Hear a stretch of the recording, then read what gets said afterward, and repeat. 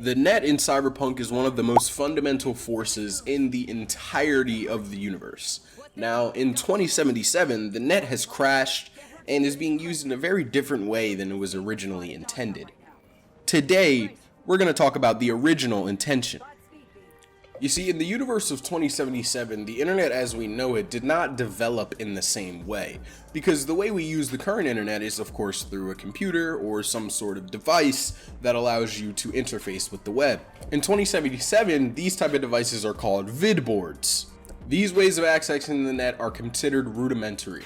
Now, in order to take the next step, which most netrunners, well, in fact, all netrunners had to take, the next step was a cyberdeck. Or a cyber modem. You see, a cyber modem or a cyber deck were kind of these little devices that we saw Spider Murphy have, or some of the other netrunners that you might see in the game, or even if you've seen other parts of media that involve Cyberpunk. Sometimes they have a little keyboard on them and a 2D interface, so you can interface the net that way.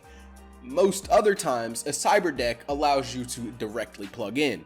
And if you're a netrunner, you want as little latency as possible. You have almost no choice but to directly plug in.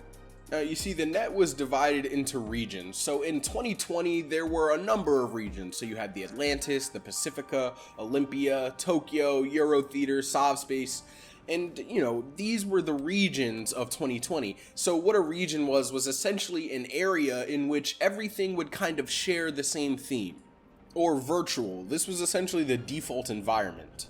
You see, because when you entered the net, you actually entered the net. So if you were in your house, let's say you're on the 5th floor of an apartment building, and somebody else, your friend, was a couple blocks away on his 5th floor of the apartment building, you would actually be able to go into the net, walk out of your apartment building, and walk to his.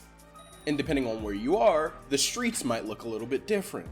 For example, if you're in the Pacifica region, which pretty much covers the entire Pacific Ocean from pole to pole, everything kind of looks like you're in the ocean. So there's dolphin programs that patrol the ocean, and they pick up trash. And apparently, if you commit a crime, they might just report you to the local authorities.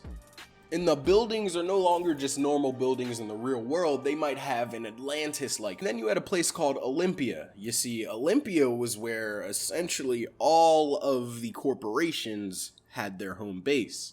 Or not exactly their home base, but a city in which that they fully controlled. You see, Olympia within the net was the real world area of about like the mid-United States. So cities like Albuquerque, New Mexico were in complete control of Militech, and the surroundings were normal, very, very corporate-like buildings. And all of this was made possible due to something called the IG transformation algorithms. You see, it's thanks to these algorithms that you're able to actually see and do the things that I was talking about. So, like I said, if your friend is, a couple miles away or even a couple blocks, you'll be able to actually see that when you enter the net due to these IG transformation algorithms. It actually makes the entire net almost more intuitive. You see, if you have a really bad connection, super high ping, and you're trying to walk over to where your friend is, there might be an entire terrain that comes in front of you that might be extremely difficult to cross. And if your connection's great, it'll be smooth as butter. You'll be able to walk over to him like nothing. But what exactly would you and your friend look like? This is where icons came into play. You see, icons were essentially your avatar. Your avatar didn't have to be you though. You could really be whatever you wanted. You could customize it however you see fit. That's why, for example, when we see Lucy try to hack Atom Smasher, he's got an icon of his own that literally eats the program. You see, this is Atom Smasher's self-ice just doing its thing. To make long story short, ice is essentially just a firewall. We can get more into detail on ice, but it's not important right now. Another important thing about icons is that everything took the form of an icon in some way. So if you had something like a worm program for hacking, it would take the form of a worm. Or a Trojan horse might disguise itself so that it can actually get into a data fortress. Which brings me to the next point, data fortresses. You see, data fortresses are essentially what they sound like. Now, in real life, they're just a computer system, but in the net, they are a fortress. You see, the data fortress can take whatever form the user sees fit. Most of the time, the people that have a data fortress is going to be like a corporation. So for example, Arasaka's data fortress takes the form of Arasaka Tower. Now, it doesn't necessarily have to. They could have made it a castle if they wanted. But the importance of this data fortress is that it's a fully functioning building. Like, it's not just a program. I mean, it is. But if a netrunner were to try and hack the program, they would have to actually go find what they want. So each data fortress has what's called data walls. These data walls are what keep people that aren't supposed to be in out. So if you go in looking for something, you're gonna have to find a way in. That's where the programs come in. Because the more money and resources the company has, the harder the data wall is going to be to breach.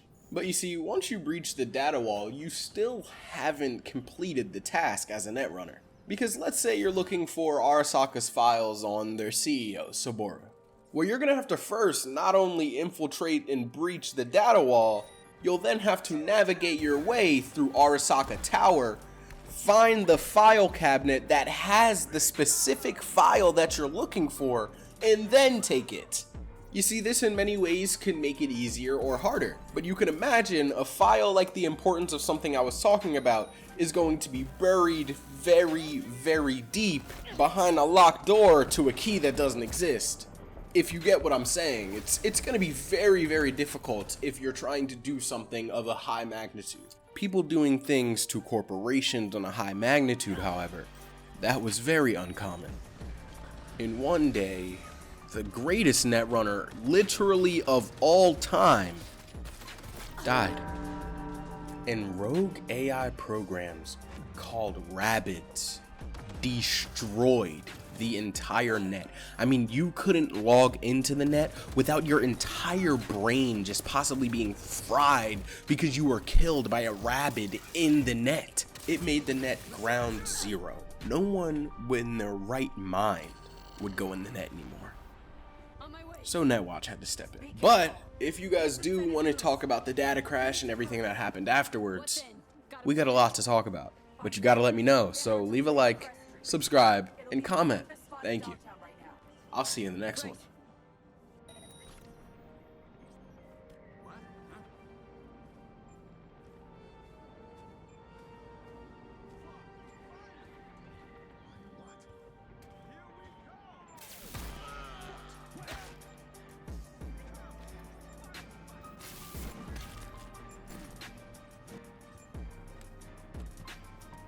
She attacked me!